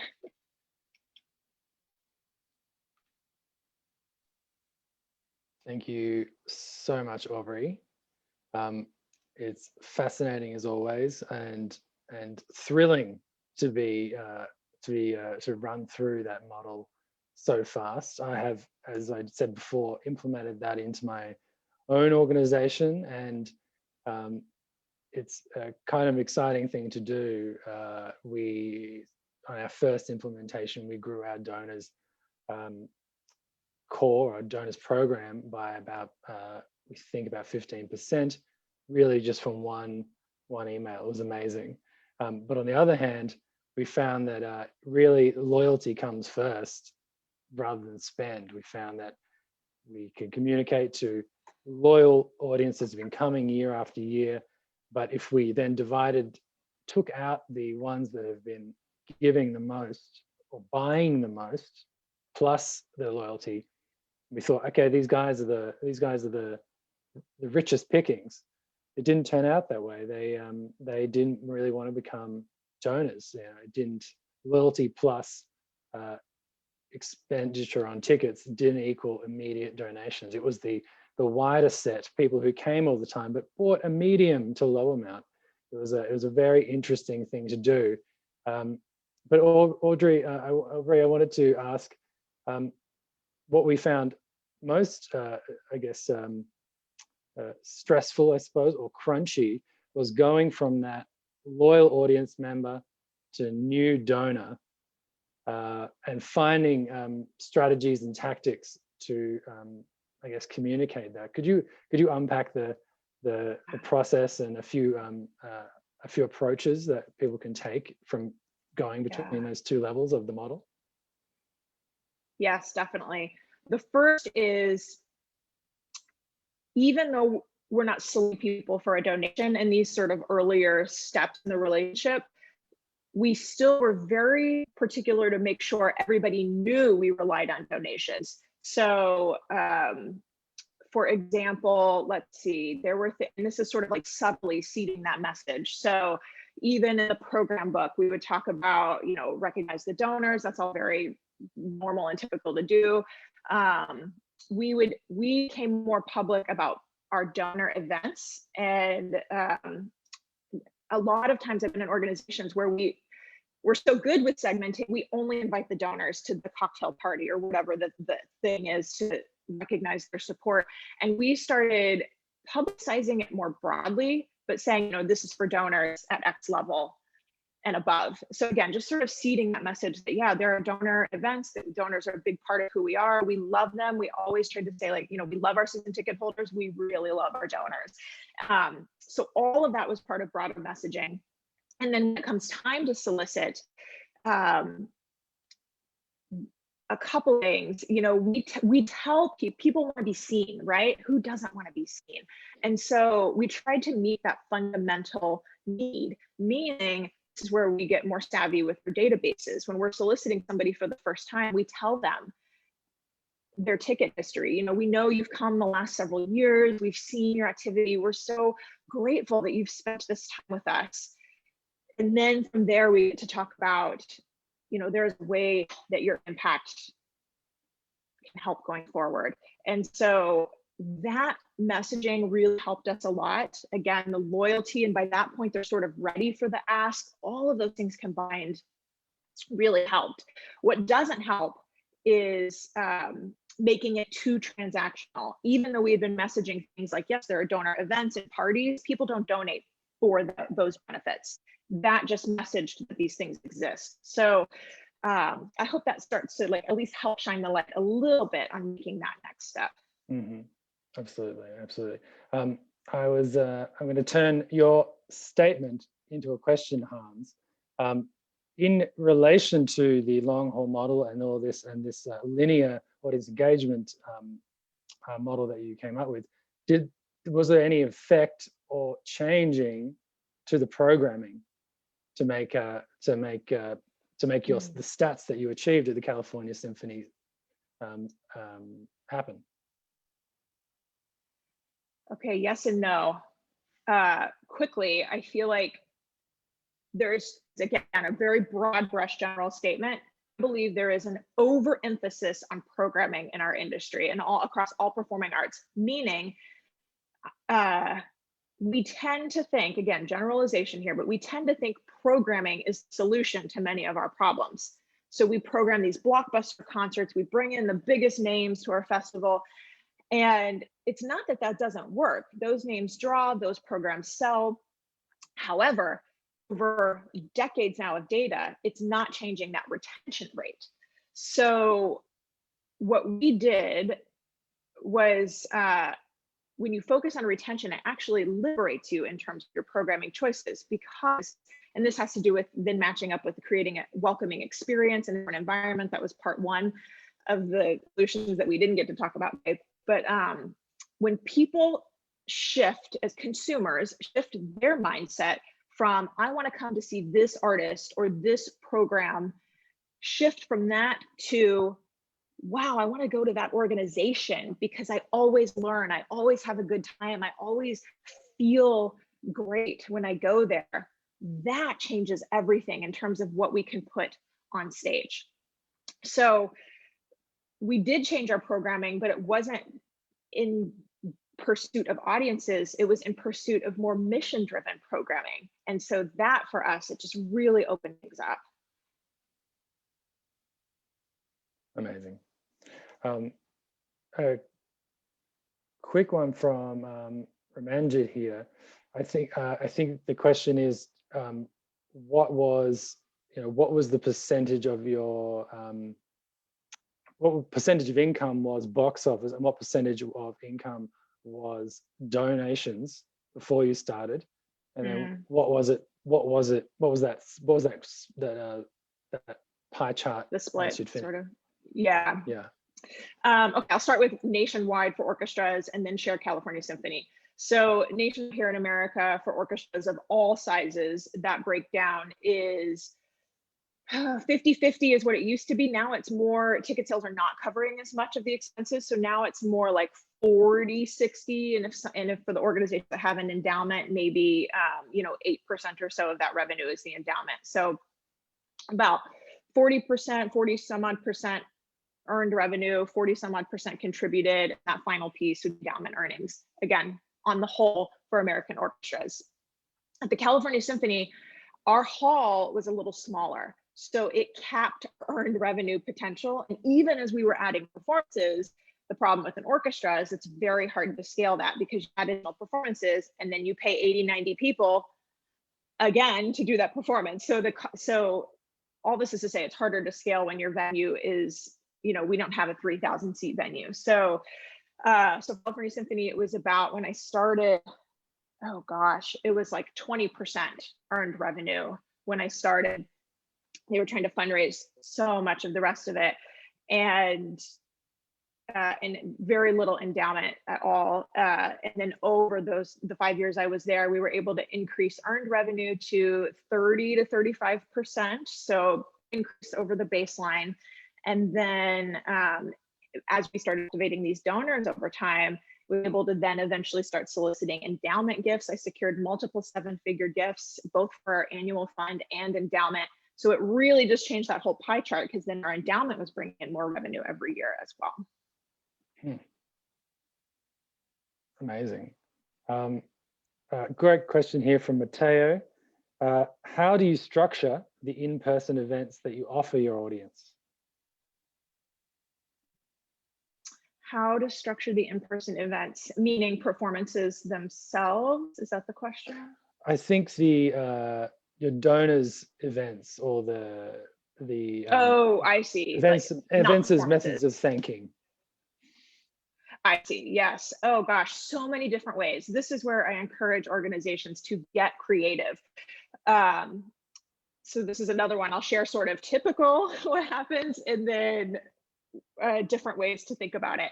So, and probably a lot of you have seen this as well. I mentioned before, my first few jobs were at Seattle Symphony and the Seattle Opera, and very traditional major institutions, and almost every event was a wine and cheese reception.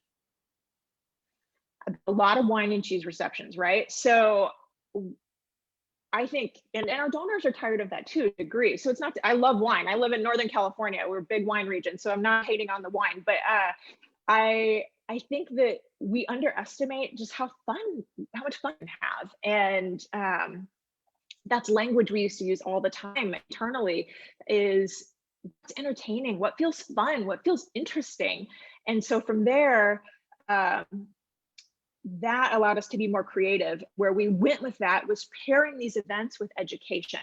And that is another big soapbox issue, pillar issue of mine, that we can be so much better in the business of education, both for our donors. They're already invested. They want to learn more about us, about the art, about the performers, hungry for that.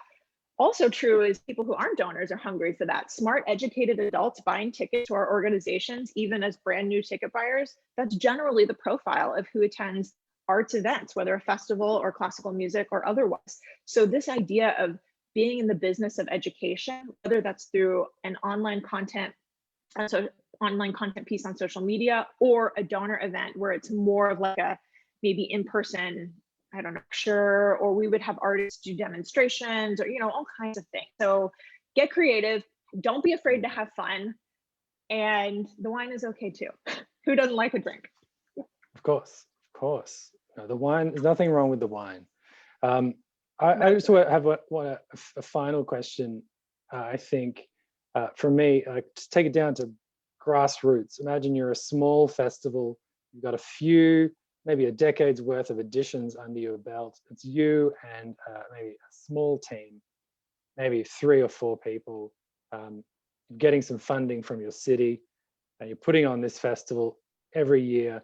A lot of your sales happen through cash. Some of your sales happen through online, where you've recognized anecdotally or locally that you have a loyal audience. You're not sure you've got the capacity to fully implement the long haul model. Is there one thing that they could do or take from the model to get them started? Yes, that's a great question. That's so real. And I remember going through a version of this when I was at the festival of, yeah, what do we do for these? If it's cash, it's usually in person, walk up door sale, right? So we did there. I'll give 2 things that organizations can do, and you can pick what works for you. One is do everything you can to get that transaction online, or collect patron information at the door. It's very hard when they're giving you cash to be able to say, wait, but we need to collect your email address. Like, that's challenging. So that's why I say try to move it online if you can. So we did everything from pricing, cheaper if you buy online, more expensive if you buy at the door, even if the difference in ticket price was, you know, $5 or $10 or something. But anything you can do to incentivize early purchase, online purchase, because collect that patron information. And once you have an email address, then you get to communicate with them afterwards. So that is a game changer. Collect the information. Anything you can do to incentivize that is beneficial. So that's thing 1. And then thing 2, I would say of everything, I believe that first timer retention is the most important. So if you don't do anything else differently, to me, that's what sticks out. It's the least loyal segment of our audience. It's least loyal by nature of them being newest and least in. So it logically makes sense. The data supports that. And the data also supports that if we can just get those new people to come back a second time, ideally within a year, wow, that loyalty skyrockets without us having to do a whole lot else if we don't have that bandwidth in our staff. Fantastic. Amazing. Guys, we are at the end of the session. Tessa's had to leave us to go to another call, and we had Menaka open up our session. But before I move on, please put your hands together around the world, and a big round of applause for Aubrey and her amazing knowledge and insight. And also just thank you for being such an innovator and coming up with things like the long haul model.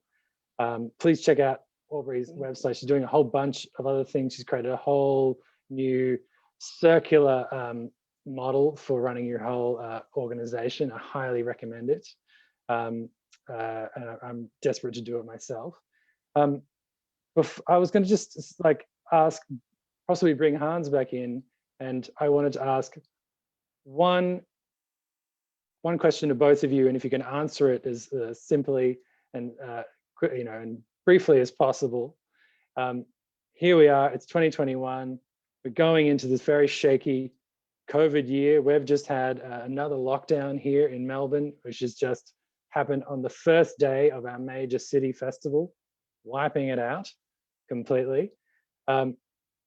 Money, our Prime Minister likes to say cash is king. Not queen, king. That's how he likes to talk. If there's one way we can think about money differently in 2021, to your mind, what is it? I'll start with you, Aubrey. Ooh, I would say, gosh, first of all, I'm so sorry you all are back on lockdown. How awful. Oh my gosh. Okay, how to think about differently about money. I would say, okay, I'm trying to make lemonade out of lemons here, but in absence of our in-person events, that's our bread and butter. That's what we do best. We've done that for years and years, are these wonderful live in-person events. In absence of our ability to do that, reframing our relationship with money does not, even though we go into panic mode as an organization, I mean, rightfully so, like I'm sure you guys are trying to figure out what do we do? There's so many dominoes fall when you instantly have to shut down your festival. So that's real. So internally it might be very frenetic. However, to shift our relationship with money, I would say that doesn't mean our communications are emergency based. And so, and I've seen so much of that across so many different types of organizations, so many disciplines, you know, help us keep the lights on, help us during this unprecedented time. And I don't mean to be insensitive to that, but the reason I say this is because that language is effective for a short term. We need revenue, we need donations. This emergency fundraising can be effective. However, it's sort of like the boy who cried wolf, if anybody knows that fable. So it's like, how many times are you able to then solicit for that? Because another emergency will come at some point, right? So, and think about the organizations, I think of America, where it's like we had our first lockdown and then things started opening up, and then now second lockdown. Like, how many times can we go back and say, ooh, crisis, help us? So instead, our message should be more about, this is what we're doing. These are the steps we're taking. These are the online events we're going to have, keep you engaged and keep you there. Be a part of that work. That's a different appeal than like this emergency fundraising message. So hopefully that helps. It does help indeed. Hans? Okay, you can hear me, yeah? Yes.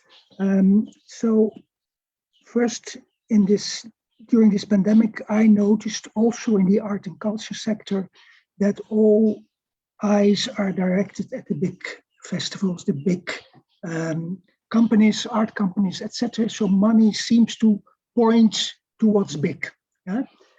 Also in the mindset of the politicians. And so what I would think would be a different mindset is look at money as something that enables. And then I would say, well, the big ones, they manage, they don't need to be enabled to survive. They would survive anyway. So it's the small ones, the immigrant, the ethnic minority groups who have cultural activities. You can enable them. So if you associate money with enabling the weak, that would make a lot of difference. And yeah, in the Netherlands now, the attention is a bit shifting, going from top to slightly down, but not very broad yet.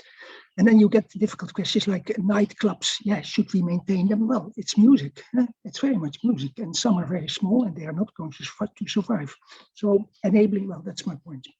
Okay, thanks, Glyn. Thanks, Hans.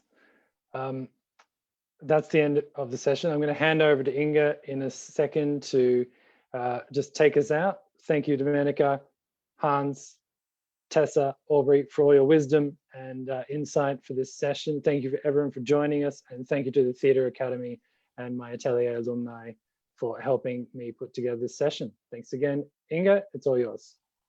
Thank you, Glyn. It's been fantastic. And it's great to see how this alumni community that is growing with every activity that we are doing is curating these programs and bringing these rich voices from their network into this community. The work that I remember is share, enable, energy, and being bold. And that's words that one doesn't necessarily would associate when talking about money. So I think it's fantastic.